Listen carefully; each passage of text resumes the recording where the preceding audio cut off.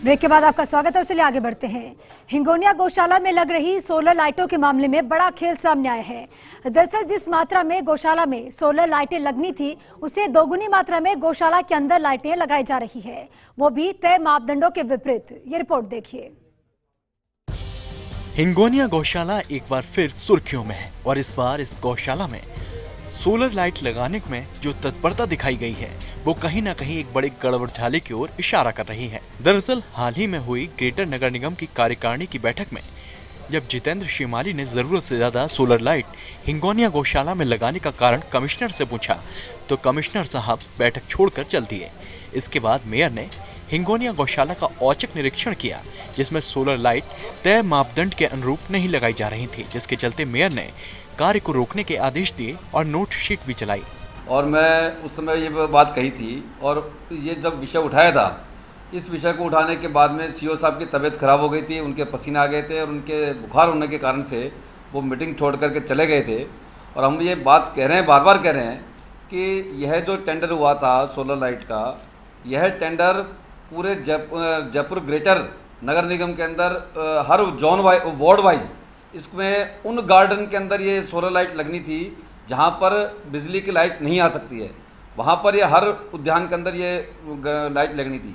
परंतु 750 लाइटों में से 780 लाइटों में से 460 से ज़्यादा लाइटें इन्होंने सारी हिंगोनिया गौशाला में लगा दी और वो भी मेयर और डिप्टी मेयर के बिना फाइल को चलाए। इस प्रकार से अपने स्वयं के स्तर के ऊपर यह निर्णय लिया गया। यह पूरी जयपुर ग्रेटर नगर निगम की जनता के साथ में मजाक है, क्योंकि यह टेंडर जो हुआ था वो प्रत्येक वार्ड के हिसाब से हुआ था।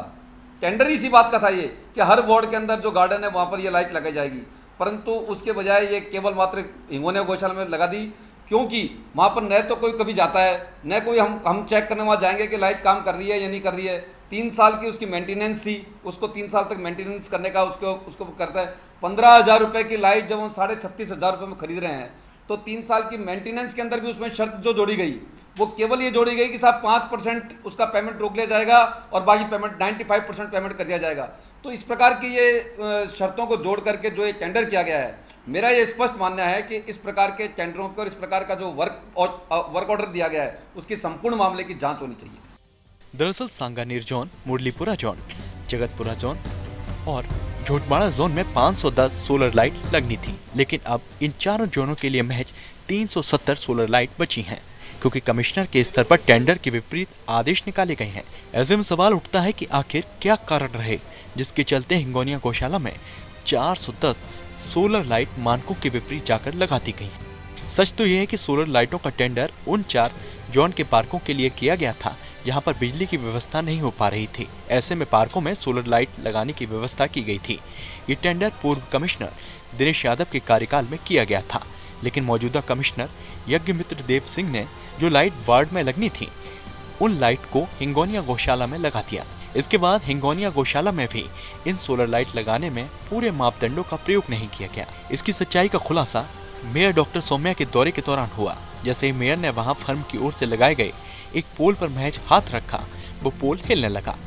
ऐसे में मेयर ने इस पूरे मामले की जांच थर्ड पार्टी से करवाने की बात कही है।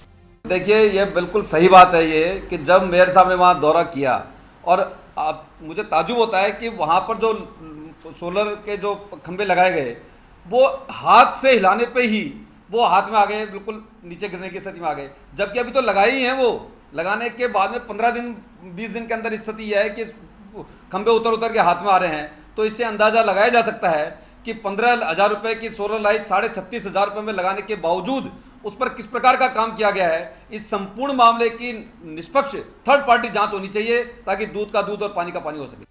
4 जोन सहित हिंगोनिया गौशाला में लग रही इन सोलर लाइट में चल रहे बड़े खेल के पीछे कई राज अभी भी दबे हुए हैं। हालांकि हिंगोनिया गौशाला में लग रही लाइट की जांच करवाने की बात कही जा रही है, लेकिन सबसे बड़ी बात तो यह है कि गौशाला में इतनी लाइट लगवाने के पीछे आखिर मंशा क्या है और कौन इन सोलर लाइट के बहाने खेल कर रहा है। फर्स्ट इंडिया न्यूज के लिए भरत दीक्षित की रिपोर्ट, जयपुर।